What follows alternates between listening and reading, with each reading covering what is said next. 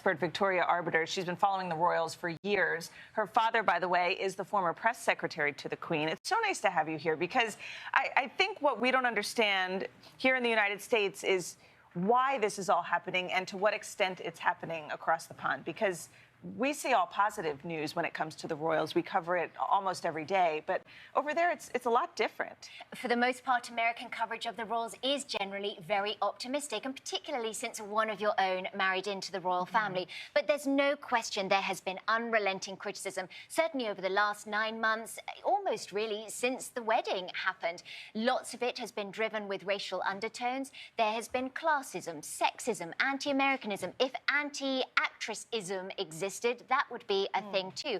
But when you're seeing articles that describe Meghan as having exotic DNA, as being straight out of Compton, when she's compared to the Duchess of Cambridge wearing a one-shoulder dress, when Meghan wears it, she's deemed vulgar, when Kate wears it, she's described as ethereal, you see these double standards, the hypocrisy. Now, a number of people in the press have said, no, we're not writing racist articles, but there's certainly been an undertone there that I think Harry is now calling out and wants addressed. You know, the comparison between Diana and Meghan, there on the one hand, there's the physicality of what Diana had to put up with, but now the global nature of what Meghan has to put up to, in a way, they're not apples and oranges. They are very much the same.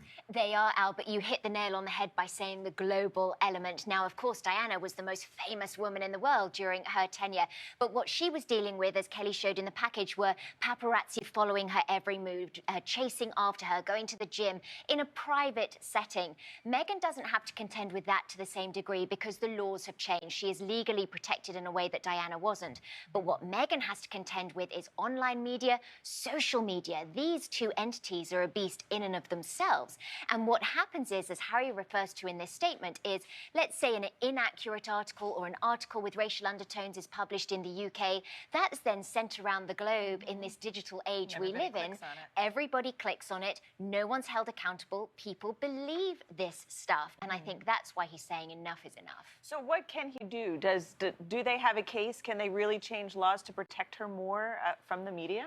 For the most part, their hands are tied. But in this instance, I believe they do have a case. And the reason they're going after the Mail on Sunday, I think, when a number of outlets have been culpable, but the Mail on Sunday published this letter that was sent by Meghan to her father. Now, yes, he received the letter. The paper is his, but Meghan owns the copyright to those words. She did not give her permission for that letter to be published. Now, actually, that letter shows Meghan in a very sympathetic light, but it was deeply personal. It spoke of her own pain regarding her father. And so, yes, because of those words being hers, I believe they have a case. You know, Victoria, one of the things, you talk about her dad, and he's been the source of so much. And it seems to me the British press is exploiting him, whether he has issues mentally or emotionally or physically, but they seem to go after him. He's that vulnerable point.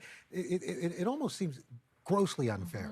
It is grossly unfair, and I fear that this action is now going to prod the bear, so to speak, because I would be surprised if he didn't come out now and say something in response to this.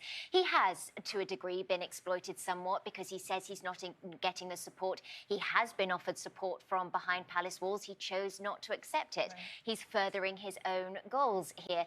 Meghan's family as a whole has let her down. Wow. Well, Victoria, thank you so much. It's sad, but hopefully this will affect some change. We'll see. Thank you so much, Victoria.